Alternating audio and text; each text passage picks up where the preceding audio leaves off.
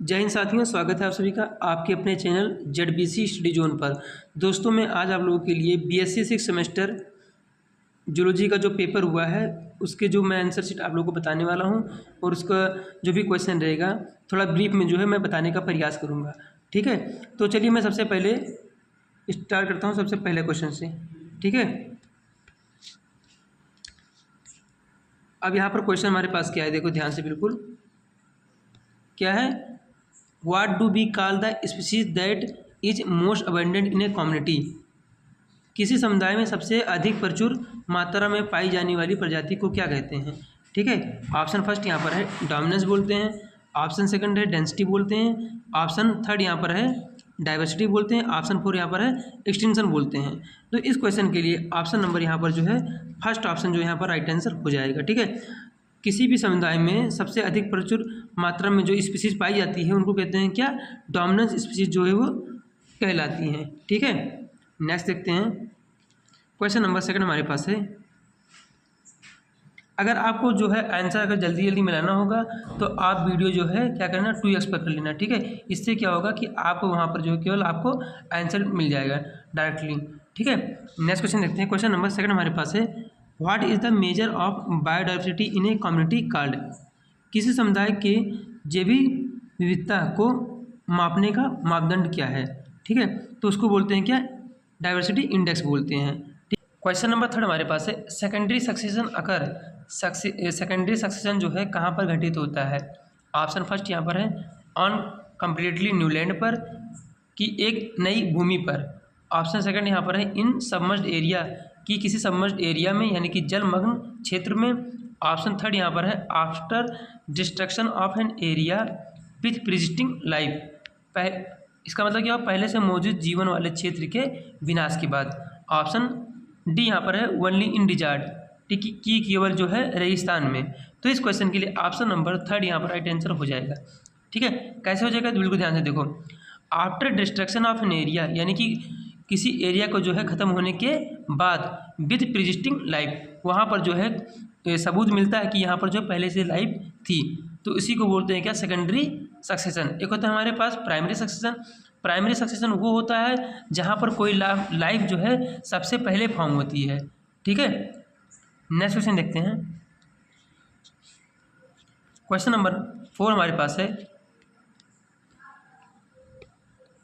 What is the term for the number of different species present in a community? किसी समुदाय में उपस्थित विभिन्न प्रजातियों की संख्या के लिए क्या शब्द है? तो उसको बोलते हैं क्या? स्पीसीज रिचनेस बोलते हैं। क्या बोलते हैं इसको? स्पीसीज रिचनेस बोलते हैं, जिसको दिया था कौन? हमबोल्ट ने दिया था। ठीक है, नेक्स्ट क्वेश्चन देखते हैं। What changes over time during ecological succession? अब मैं इसी को जो है थोड़ा हिंदी में जो है कन्वर्ट करने की कोशिश कर रहा हूँ, मैं इसको नहीं पढ़ूंगा। ठीक है, आप पढ़ लेना हिंदी में क्या कह रहा है उसको। मैं क्वेश्चन जो है फिर से पढ़ दे रहा हूँ। What changes over time during ecological succession? Ecological succession में जो है ओवर टाइम में जो है क्या परिवर्तन होता है? ठीक है, तो ओवर टाइम में क्या परिवर्तन होता है? तापमान का जो है परिवर्तन होता है, यानी कि टेम्परेचर। ठीक है, यानी कि इकोलॉजिकल जब भी सक्सेशन होता है तो उसमें जो है मेन योगदान जो रहता है वो टेम्परेचर का ही जो है चेंजमेंट का रहता है। नेक्स्ट क्वेश्चन देखते हैं। Which of the following is an example of biological hazard? इसमें से जो है कौन सा एग्जाम्पल है बायोलॉजिकल हजार्ड का? ठीक है, ऑप्शन फर्स्ट यहाँ पर है न्यूक्लियर लीकेज, ऑप्शन सेकंड है हेवी मेटल, ऑप्शन थर्ड यहाँ पर है ऑयल स्पिल, ऑप्शन डी यहाँ पर है बैक्टीरियल इन्फेक्शन। ठीक है, तो इस क्वेश्चन के लिए ऑप्शन नंबर डी यहाँ पर राइट आंसर हो जाएगा। ठीक है, अब देखो यहाँ पर लिखा है बायोलॉजिकल हजार्ड, तो अगर किसी के पास दिमाग होगा ना तो बायोलॉजिकल चीज ढूंढेगा। अब ऑयल स्पिल थोड़ा सा ये जो है बायोलॉजिकल से रिलेट नहीं होता। अब इससे बैक्टीरिया है तो बैक्टीरिया हमको पता है कि जो हमारे प्रोकैरियोट होते हैं, एक होता है हमारा यूकैरियोट, तो ये थोड़ा जो है बायोलॉजिकल रिलेटेड होते हैं ना, तो अगर वो थोड़ा दिमाग लगाता तो ये लगाता है कि option number D bacterial infection को लगाता है। ठीक है, एक प्रकार से क्या है बायोलॉजिकल हजार्ड है। नेक्स्ट क्वेश्चन देखते हैं।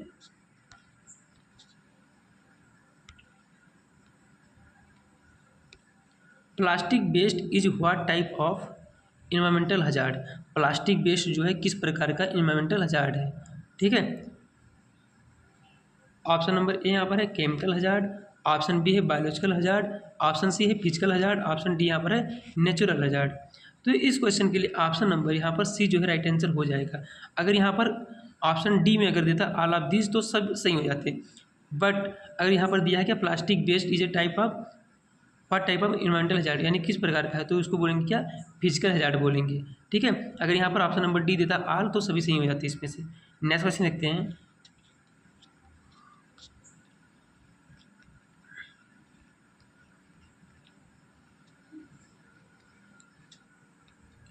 Which of the following is a slow acting environmental hazard, इसमें से जो है कौन सा स्लो एक्टिंग इन्वायरमेंटल हजार्ड है, यानी कि धीरे धीरे होता है।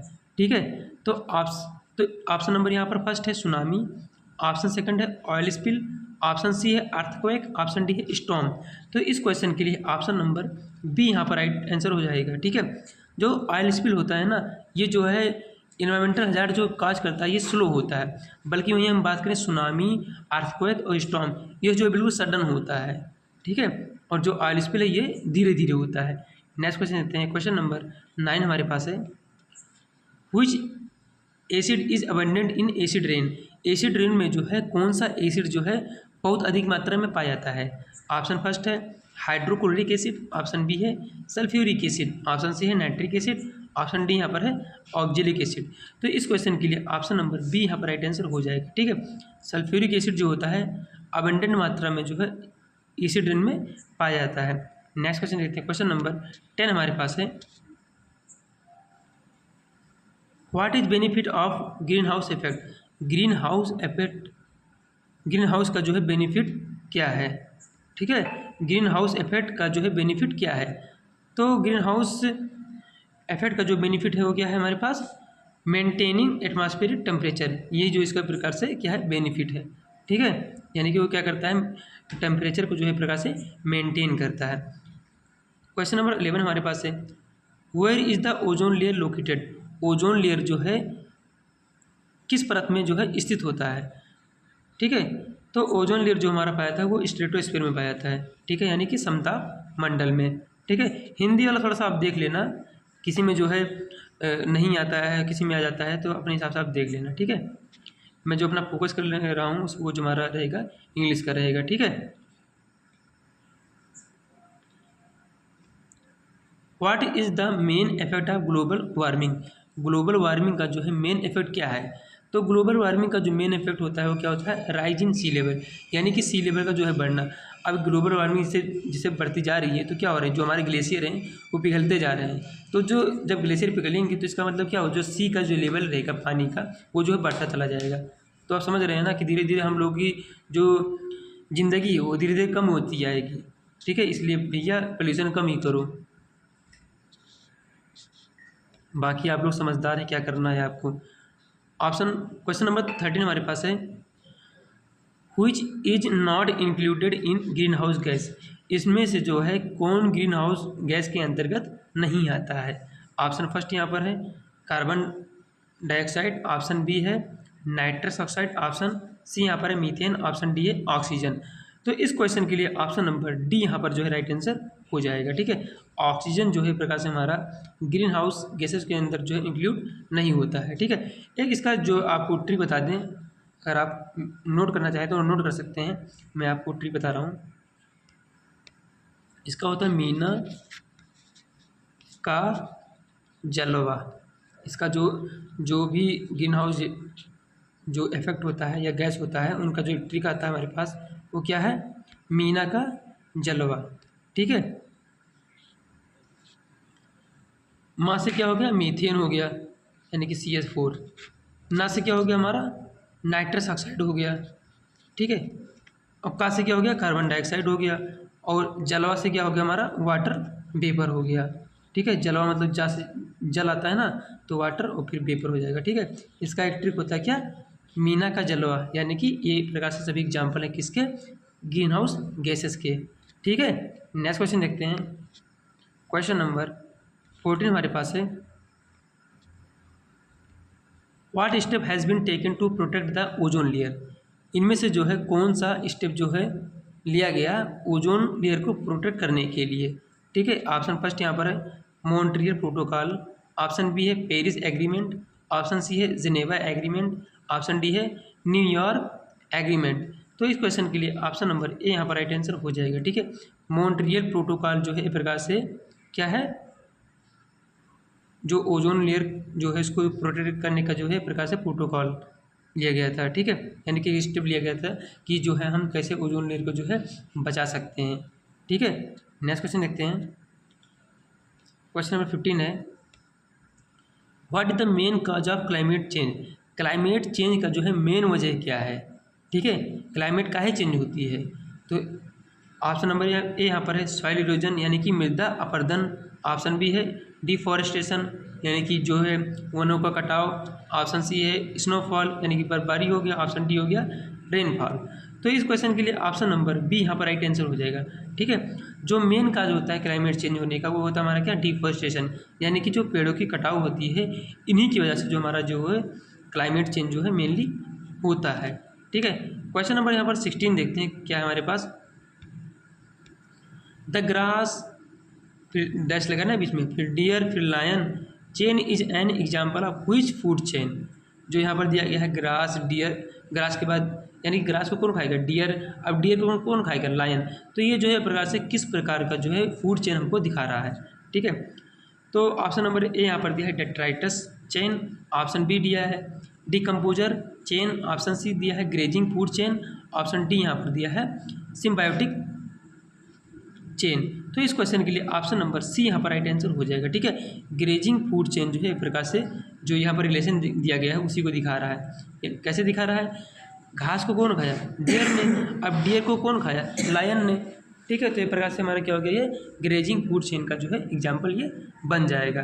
ठीक है, नेक्स्ट क्वेश्चन देखते हैं। क्वेश्चन नंबर 17 हमारे पास है, which of the following is not a type of soil. इसमें से जो है कौन एक प्रकार का मिट्टी नहीं है। ठीक है, ऑप्शन नंबर ए यहाँ पर है सैंड, तो बिल्कुल सैंड जो यानी कि जो हमारा रेत होता है एक प्रकार से मिट्टी है। सिल्ट यानी गाद जो होता है एक प्रकार से ये भी मिट्टी है। और सीध यहाँ पर दिया है क्ले यानी कि चिकनी मिट्टी इसको बोलते हैं, तो ये भी एक प्रकार से हमारा क्या है, मिट्टी है। बट अगर हम लावा की बात करें तो ये हमारा जो है मिट्टी का टाइप नहीं होता है। ठीक है, जो वॉल्केनिक इरेप्शन होता है उसी में जो लावा निकलता है ना, तो एक प्रकार से मिट्टी नहीं होती। अब वो जब मतलब कि जब कोल्ड होता है तब जाकर उससे जो मिट्टी बनती है ब्लैक सॉइल, उसका जो है फॉर्मेशन वहाँ पर होता है। क्वेश्चन नंबर 18 देखते हैं यहाँ पर, the term ecosystem was propose by. Term ecosystem जो है किसने प्रपोज किया था। ठीक है, तो इस क्वेश्चन के लिए ऑप्शन नंबर बी यहाँ पर राइट आंसर हो जाएगा। एजी टेंसले ने जो है क्या किया था, इकोसिस्टम टर्म को जो है प्रपोज किया था। क्वेश्चन नंबर 19 यहाँ पर है, which of the following is a major goal of world conservation strategy. World conservation strategy का जो है मेजर गोल क्या था। तो इस क्वेश्चन के लिए ऑप्शन नंबर बी यहाँ पर राइट आंसर हो जाएगा। ठीक है, सस्टेनेबल डेवलपमेंट यानी कि सतत विकास जो है यही मेजर जो गोल था किसका, वर्ल्ड कंजर्वेशन स्ट्रेटजी का। ठीक है, नेक्स्ट क्वेश्चन देखते हैं। क्वेश्चन नंबर 20 हमारे पास है, the world conservation strategy was launch in which year. जो वर्ल्ड कंजर्वेशन स्ट्रेटजी जो है किस वर्ष जो है लॉन्च हुआ था। तो इस क्वेश्चन के लिए देखो ये क्वेश्चन जो है हमारा डाटाबेस है, अगर आपको आता है तभी आपका सही होगा। यहाँ पर टिक किया गया वो बिल्कुल मतलब ये सही नहीं है। ठीक है, इस क्वेश्चन के लिए ऑप्शन नंबर ए यहाँ पर जो है राइट आंसर हो जाएगा। ठीक है, 1980 में जो है वर्ल्ड कंजर्वेशन स्ट्रेटजी जो है लॉन्च हुआ था। ठीक है, ये जो ईयर होते हैं ना इनको याद करना मतलब थोड़ा वो दिक्कत होता है, बट जिनको याद हो केवल वही बता पाएगा। ठीक है, ये तुक्के में वो सही हो सकता है। तो क्वेश्चन नंबर 21 हमारे पास है, operant conditioning involves learning through. Operant conditioning जो है किसमें इन्वॉल्व होता है, लर्निंग के लिए। ठीक है, तो ये प्रकार से क्या है, ये रिवार्ड पनिशमेंट में। ठीक है, नेक्स्ट क्वेश्चन देखते हैं।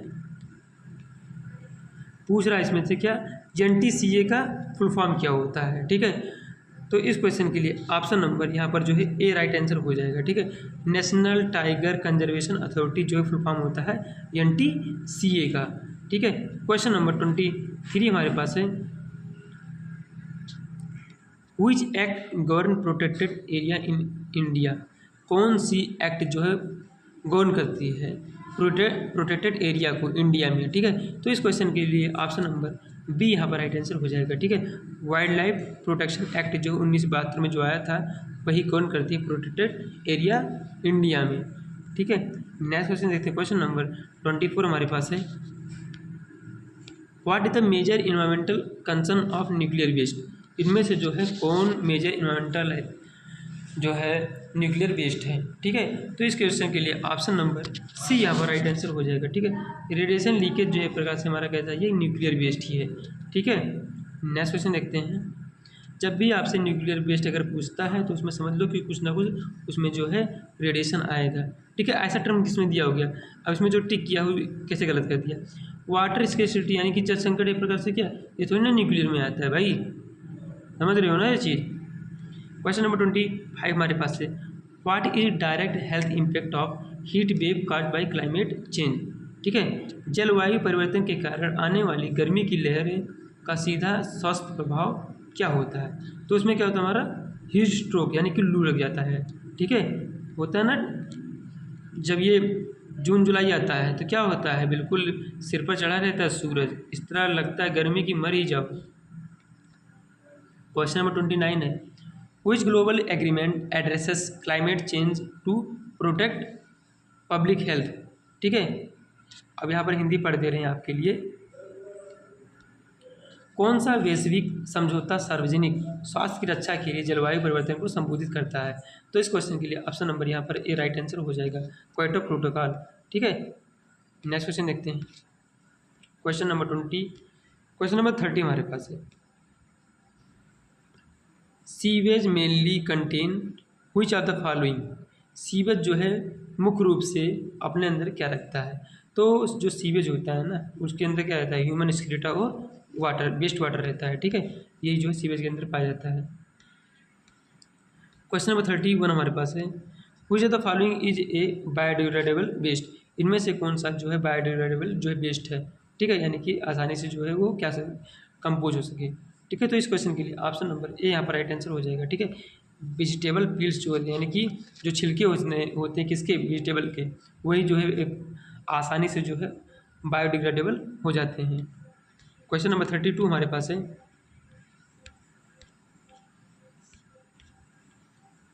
और आपसे विनम्र निवेदन है कि जब भी आप क्वेश्चन जो है भेजें तो थोड़ा सा लाइनिंग से भेजें ताकि जो बताने में जो है आसानी रहे थोड़ा सा। क्वेश्चन नंबर 32 हमारे पास है,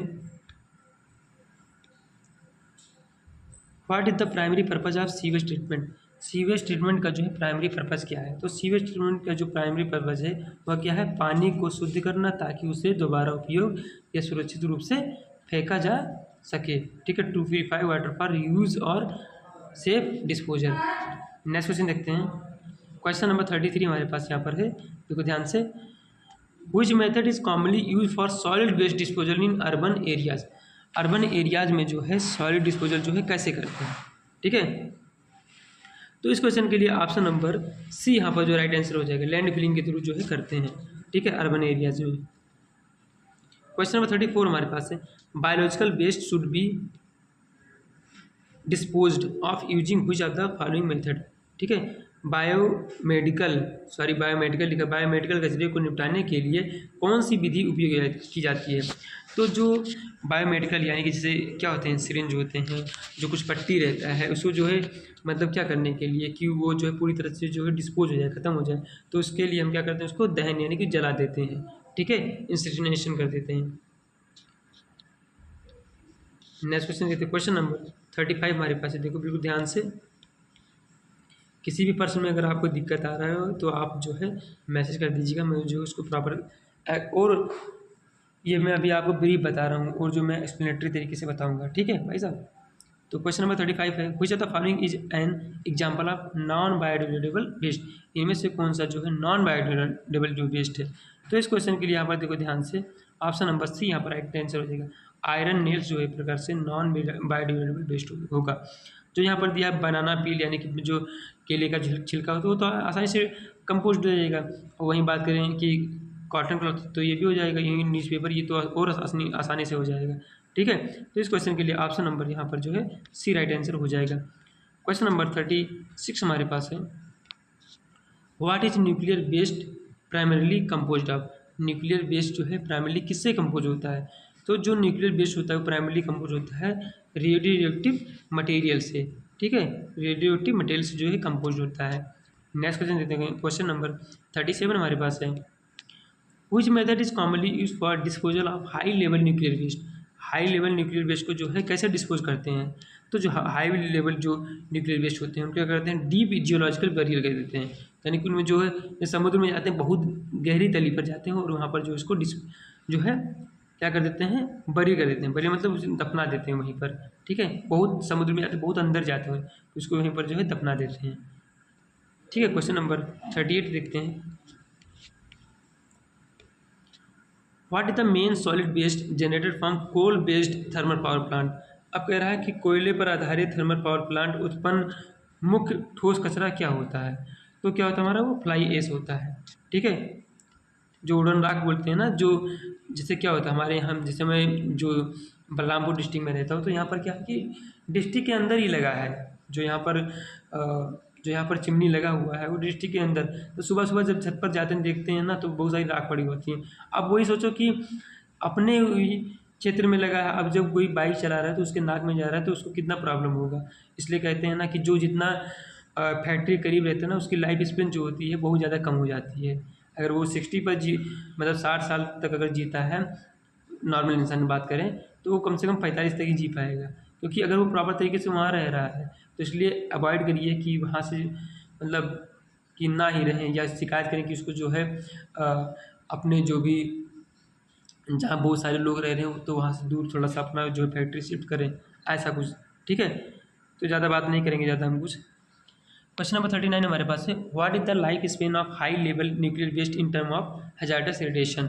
ठीक है, उच्च स्तरीय नाभिकीय कचरे की खतरनाक विकिरण के संदर्भ में जीवन अवधि कितनी होती है? ठीक है, यानी कि लाइफ स्पेन पूछ रहा है हाई लेवल न्यूक्लियर वेस्ट का, ठीक है। तो इस क्वेश्चन के लिए ऑप्शन नंबर सी यहाँ पर राइट आंसर हो जाएगा, 1000 ऑफ ईयर, ठीक है, हज़ारों साल। क्वेश्चन नंबर 40 हमारे पास है, ethology mainly focuses on the study of? Ethology जो है मेनली किस पर फोकस करता है, किसकी स्टडी पर? तो इथोलॉजी जो होता है वो animal behaviour in natural setting, ठीक है, जो एनिमल का बिहेवियर जो है कैसा है किसी नेचुरल सेटिंग में, ठीक है। क्वेश्चन नंबर 14 हमारे पास है, which of these won a Nobel prize for work in ethology? इनमें से जो है किसको जो है नोबेल प्राइज मिला था, ठीक है, जो वर्क कर रहे थे किस पर, इथोलॉजी पर। तो इस क्वेश्चन के लिए ऑप्शन नंबर यहाँ पर बी जो है राइट आंसर हो जाएगा, कोनार्ड लोरेंज को, ठीक है। यही क्वेश्चन एग्जैक्ट यही क्वेश्चन मैं अपने कम्युनिटी पोस्ट पर जो है पोस्ट किया हूँ, ठीक है, यही क्वेश्चन आप पूछ सकते हैं। तो इसलिए मैं कहता हूँ कि अगर आप जुड़े रहेंगे ना तो A to Z जानकारी जो है आपको जो है दी जाएगी।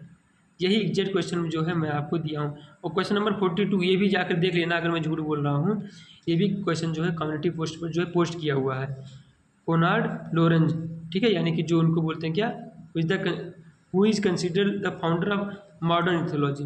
तो मॉडर्न इथोलॉजी के जो है फाउंडर कौन है, ठीक है। तो यही क्वेश्चन एग्जैक्ट आपको मिलेगा किसमें, ठीक है, आपको कम्युनिटी पोस्ट मिलेगा, कोनार्ड लोरेंज। क्वेश्चन नंबर 43 हमारे पास है, which of the following is an example of instinctive behaviour? इसमें से जो है कौन सा एग्जाम्पल है इंस्टिंक्टिव बिहेवियर का? तो इस क्वेश्चन के लिए ऑप्शन नंबर ए यहाँ पर राइट आंसर हो जाएगा, ए स्पाइडर स्पिनिंग ए वेब, यानी कि जो मकड़ी अपना जाल बनाती है उसी को बोलते हैं क्या, इंस्टिंक्टिव बिहेवियर का जो है प्रकार से एग्जाम्पल हो जाता है, ठीक है। तो क्वेश्चन नंबर 44 देखते हैं, थोड़ा ब्रीफ में बताते चल रहा हूँ, अगर कोई क्वेश्चन अगर लग रहा है कि थोड़ा सा और मुझे समझना चाहिए तो आप जो है मैसेज कर दीजिएगा, ठीक है। क्वेश्चन नंबर 44 हमारे पास है, associative learning involves? Associative learning जो होता है वो किस में इन्वॉल्व होता है? तो क्या करता है ये, कनेक्टिंग टू स्टिमुली और ए स्टिमुलस एंड ए रिस्पॉन्स, ठीक है, दो उत्तेजनाओं या एक उत्तेजना और प्रतिक्रिया को जोड़ना, यही होता है हमारा क्या, एसोसिएटिव लर्निंग। एसोसिएटिव मतलब क्या होता है, जुड़ना, ठीक है, दो चीज़ों का। नेक्स्ट क्वेश्चन देखते हैं, in Pavlov experiment the sound of bell became a? तो जो पेवलॉव का एक्सपेरिमेंट था वही बिल्ली वाला, तो उसमें क्या था, वो हमारा ये प्रकार से जो हमारा था वो कैसा था, ठीक है, तो हमारा जो है वो कंडीशन स्टिमुलस था, ठीक है। इस क्वेश्चन के लिए ऑप्शन नंबर डी यहाँ पर जो है राइट आंसर हो जाएगा। क्वेश्चन नंबर 46 यहाँ पर देखते हैं बिल्कुल ध्यान से। Habituation is the process where an organism, आदत डालना वह प्रक्रिया है जिसमें जीव क्या करता है, एक दोहराए गए हानिरहित उत्तेजना को नज़रअंदाज करना सीखता है। क्या इसका मतलब क्या हुआ कि learns to ignore a repeated harmless stimulus, यानी कि जो उसके लिए हार्मलेस स्टिमुलस रहते हैं उसको जो है वो रिपीट नहीं करना चाहता। ठीक है, क्या करता है, उसको नज़रअंदाज कर देता है। क्या कर देता है, नज़रअंदाज कर देता है। क्वेश्चन नंबर यहाँ पर 47 हमारे पास है, बिल्कुल ध्यान से देखो एकदम से।